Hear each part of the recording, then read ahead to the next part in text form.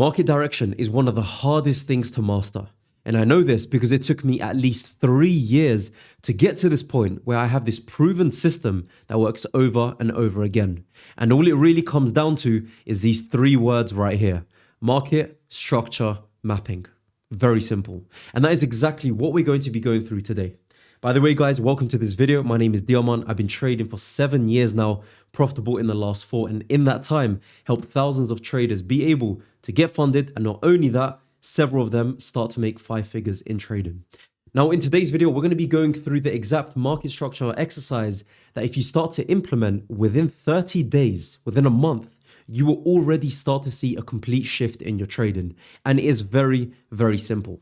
And if you stick around to the very end of the video, I'm going to be revealing my exact process on the tip that changed everything for me. And it's going to be something that you never expected, but stick around to the very end.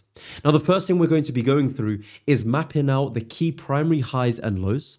Then from that point, we're going to get into the external versus internal ranges. And then finally getting into that secret point, which I've been talking about in the video so far. So let's get straight into it. Now, when it comes to the market, obviously looking at everything, markets will shift. You're going to have times of consolidations, you're going to have times of expansions, but what really matters is identifying what exact trend are we within the market. Are we in a downtrend? Are we in a consolidation period? Or are we in an uptrend? Now, to even identify that, we must understand what are our primary highs and lows and what are the secondary highs and lows.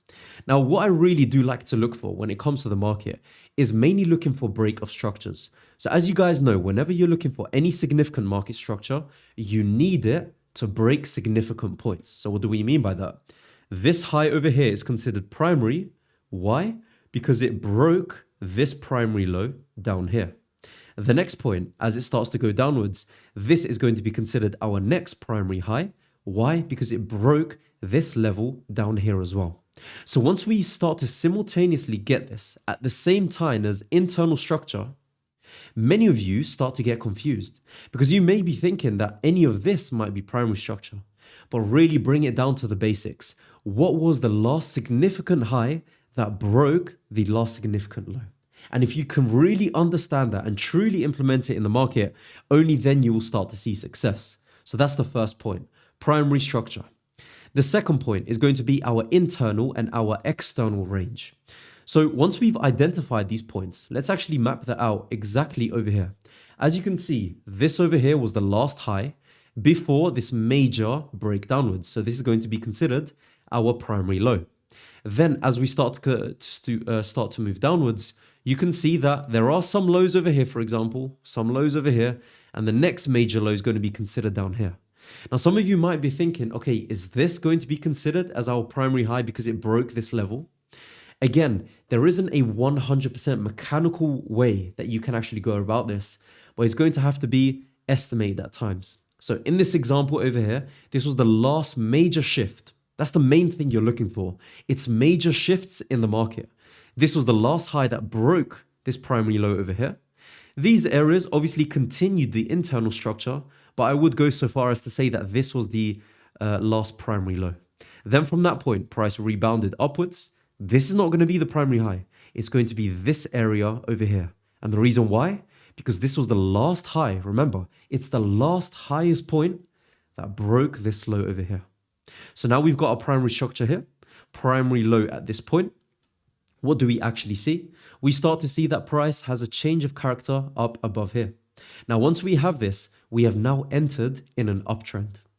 So if we were really to replay price back, what we'd be looking for at that point is essentially looking for buys around these areas.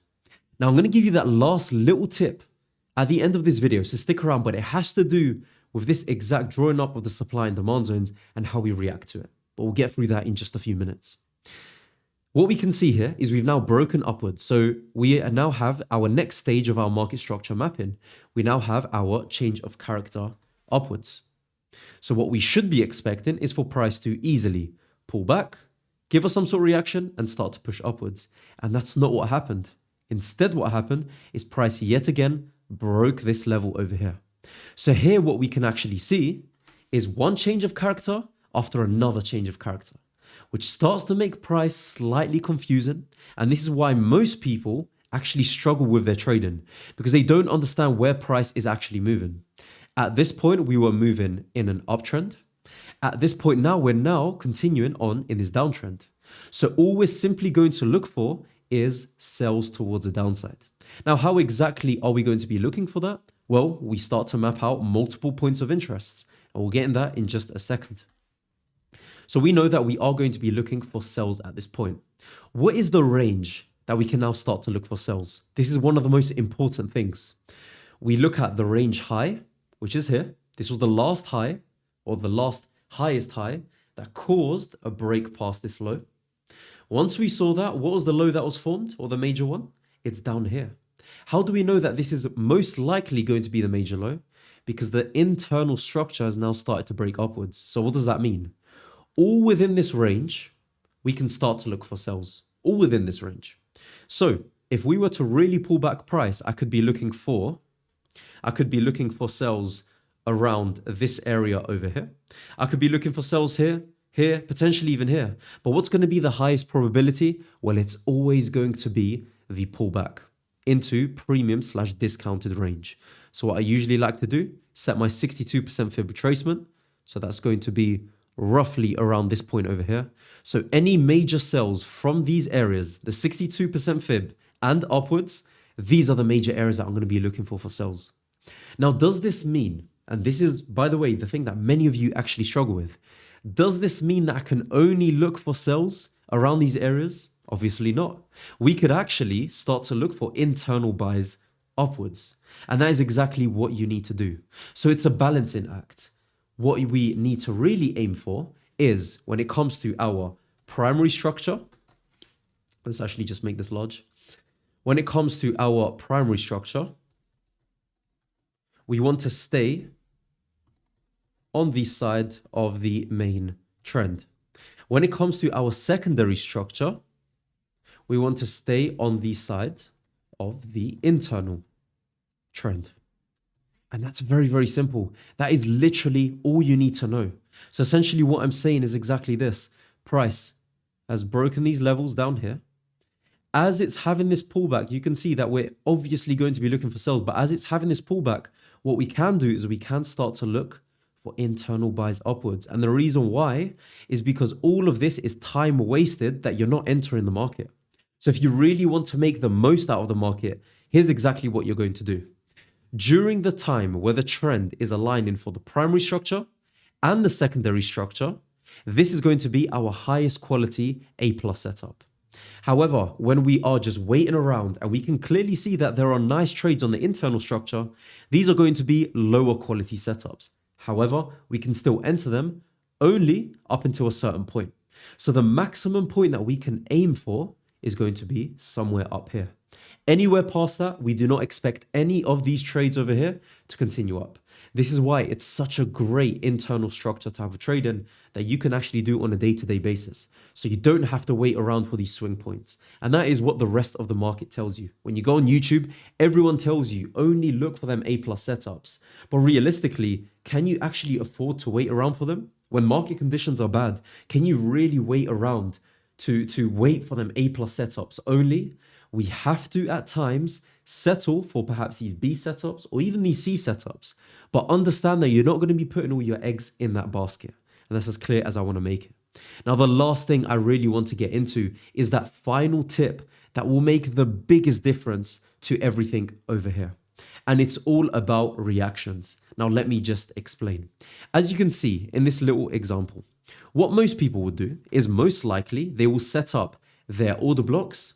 For example, if we're looking for this downtrending environment over here, they will set up their order blocks, one over here, one over here, one over here, and another one right at the top.